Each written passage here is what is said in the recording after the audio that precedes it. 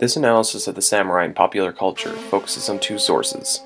The first is the samurai as it is represented in the television show Deadliest Warrior, and the second is its depiction in the video game franchise Samurai Warriors.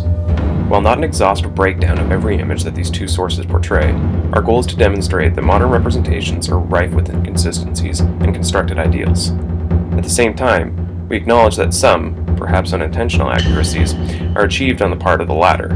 But to start off, let's focus our analysis on the samurai as he is depicted in Deadliest Warrior. A samurai, Japan's most disciplined and skilled fighter.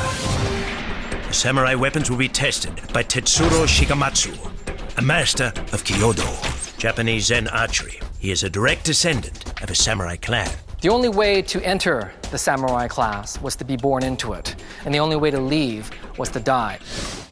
The warrior class was not defined until the 12th century, and the warriors were farmers, artisans, lowly clerics who fought when necessary. In the 12th century, the Kamakura Bakufu controlled the warrior class with a defined judicial system that they were all regulated by. Although during the Tokugawa period there were policies put in place to freeze social mobility, there have been many instances of adopting an heir in warrior class in samurai families, even buying the status was possible. Such practices are detailed in Japanese tales, records, and diaries of those who were part of the samurai class, such as Musui's story. In this autobiography of a Tokugawa samurai, he recounts how his brother's retainers were each given money to buy samurai status when they returned to Edo. Failure is not an option for the samurai. The term samurai means to serve. The samurai served the daimyos, and they were the feudal lords in medieval Japan. It was the samurai who did the fighting, who protected the nobility. Going into battle and dying for his master, dying for loyalty, dying for honor, this was the best possible fate that he could embrace. The term samurai comes from saburahu, which means to serve. However, Mikiso Hane notes that warriors were driven mostly by selfishness and ambition. Even early tales of Japanese warriors, such as those of Taira no Koremochi, who flees battle, employs sneak attacks, ruthless raids on civilians, and beheadings, don't paint the picture of a warrior dying for honor.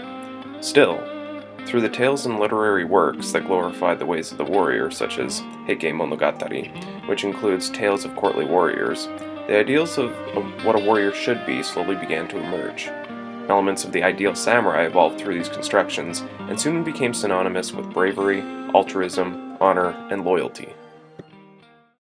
The samurai's fighting style was a fusion of the savage and the civilized.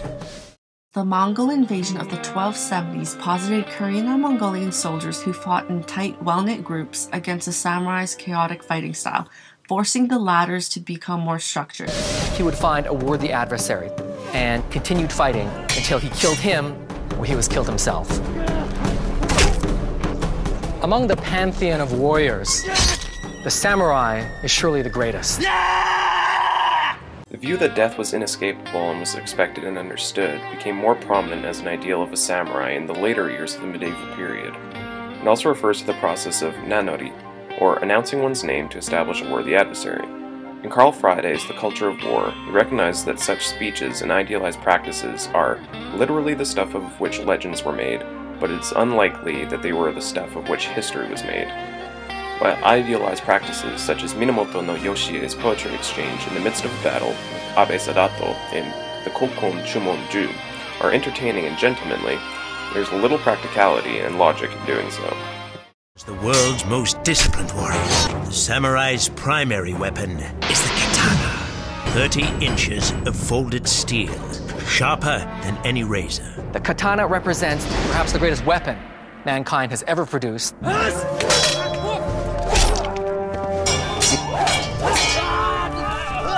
The samurai believe that the katana contains the samurai's very soul. As war waned and peace fell on Japan during the Tokugawa period, the samurai became more of a symbolic class that indulged in dance, tea, and bathhouses. They focused on refinement rather than actual fighting as they became administrators for the Tokugawa Bakufu. And around 795 CE, Japanese soldiers fought on horseback with a bow and arrow, but as ideals of the samurai began to be romanticized, soon the katana began to represent the samurai class. Even during the peaceful periods from the 15th to 17th centuries, samurai carried around a katana to distinguish themselves from others in society, as they were now an elite warrior class. There actually was a better way to test the true sharpness of the katana, and that was to use it on human bodies. Japanese culture believed that when it came to samurai, there wasn't a moment to lose in his training. The earlier that the samurai boy could get used to killing another human being, the better. When the boys were 7 years old, they began to train with wooden swords and practice horsemanship as well as archery. Furthermore, by the time of the Tokugawa Bakufu, personal vendettas and murder were made illegal, so finding something to kill that wouldn't get you arrested or forced to commit seppuku would have been quite the challenge. Samurai trained endlessly, seeking perfection of mind, body, and weapon. The samurai believed that an educated warrior was a more lethal one, but the samurai were warriors 24/7. Courtly warrior culture emerged from the Ashikaga Bakufu, which held supremacy in the 1330s to late 1500s. They promoted practices such as Zen, the tea ceremony, Zen paintings, and no theater. All of these were meant to distinguish the warrior class from other classes and highlight their refinement and not just their fighting talents. However, they were representative of later classes of warriors and retroactively attributed to the many earlier heroes. As if the misconceptions within Japan weren't confusing enough, when Commodore Perry forced Japan to open for trading to foreigners, allowing for international discovery of samurai culture, it had already been constructed by the samurai themselves in an effort to distinguish themselves from everyone else. The Tokugawa period was a time of peace, thus there was no need for the samurai to fight. They were bureaucrats by this time in history when they were called samurai. Nostalgia for the courtliness of the Heian aristocracy and the prevalence of Neo-Confucianism stress on education conformed with the belief a more educated warrior was a more lethal one. The emergence of sword schools for samurai to train endlessly in their effort to achieve perfection of mind, body, and weapon during times of peace also contributed to this facade of samurai being warriors 24/7. Before this era, such as during the Heian period, they were mainly tax collectors who were warriors on the side. Even during the Edo period, for those samurais not privileged enough to occupy the role of a bureaucrat or administrator, many within the samurai class were beginning to feel the financial burden of sankin kotai. Such samurai resorted to borrowing money at high interest and finding odd jobs. Therefore, the Japanese warrior class were not always strictly warriors 24/7. The Vikings went into battle and they raped and they pillaged. The samurai, on the other hand, lived and died by a code of honor. The samurai were very ambitious, and when acting as part-time tax collectors, they often sought more money for themselves. They employed clever self-serving schemes to keep control of the land that kept them exempt from taxation, while simultaneously keeping it out of the hands of the imperial court. The samurai were also very keen on rewards, and after a campaign, if they were not given rewards or the rewards did not exceed their expectation, they often revolted.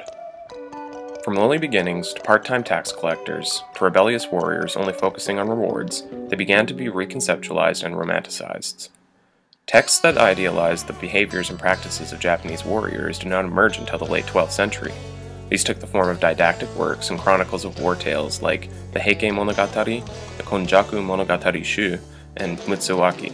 And even then, these early sources had contending ideals of warriors. During the Muromachi period, the ruling samurai class, seeking to distance themselves from the ruling aristocrats of the Heian period, took ideals such as dying for honor and loyalty, and honorable death by seppuku from legends, and constructed their samurai culture based on them. These practices became highly ritualized in the Tokugawa period, a time of peace, and foreigners who came to Japan only saw these rituals that were no longer applied to battle, but bureaucratic life. We believe that the shield is a manifestation of weakness. In Bushido, we have a saying, go into battle determined to die, and you will survive. Go into battle hoping to live, and surely you shall not. By the time Bushido emerged, there was no going into battle. It was a time of peace, and the Bakufu strictly controlled violence. That is not to say that revolts did not occur, as some disgruntled samurai were upset with their lowly cemented status as a warrior, which did not allow for much mobility up the ranks, but these were generally outside of the norm. The Bakufu and its supporters, who would have been the promoters of samurai culture, would subdue the revolts usually because of the lack of resources provided for those revolting. However, war and uprisings were still relatively scarce, thus the notion of merely going into battle in relation to Bushido is quite problematic. The following clip from the Samurai Warriors video game franchise provides an interesting glimpse into some of the personal greed and ambition that drove many of Japan's pre-modern martial warriors.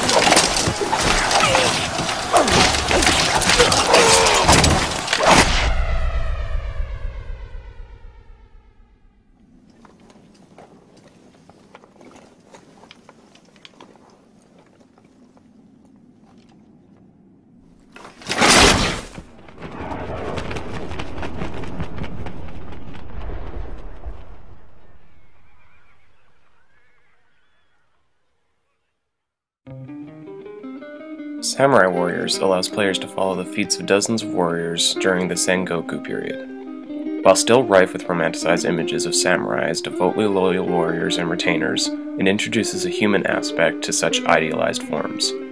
The game acknowledges differences amongst specific warriors. None of them are mere personified clones of a glorified code of conduct. None of them are perfect. Which is not to say that they are exact representations of the historical warriors they are displaying. One need only compare Mori Ranmaru's schoolgirl-esque depiction or Chosokabe Motochika's visual kei-inspired design for evidence. However, few of them come to represent the Bushido that was explicitly detailed centuries later, and that has become synonymous with the myriad warriors of Japan's past. One day, it's a Hideyoshi we praise! He built the castle in just one day! Some struggle to come to terms with the difficulties of not measuring up to such ideals, such as Akechi Mitsuhide, and some have no consideration for it at all. But what this allows for is on some level a view of how these samurai may have dealt with the inevitable struggle between idealized loyalty and human desire. While allegiances or preferences may be made on part of the player, in terms of emphasizing with or criticizing a certain warrior, the sheer fact that all of the characters of various clans are in fact playable, thus refusing to single out one specific enemy, the game does not make explicit claims as to the righteousness of these warriors as samurai. Rather, it relies on our ability to draw upon the references and images that we recognize as samurai ideals, which society has already fed us, in order to judge them as appropriate representations of idealized warriors. However, simply by virtue of this fact, it presents new or contradictory associations with what society believes to be the true samurai image, even if the weapons or battle techniques are completely inaccurate. While not a perfect deconstruction of the romanticized class, or even reconstruction for that matter, Samurai Warriors acknowledges not only that not every warrior in Japan's pre-modern past was a samurai, but it also acknowledges the multitude of contradictory traits that the samurai were and have been idealized for over the centuries.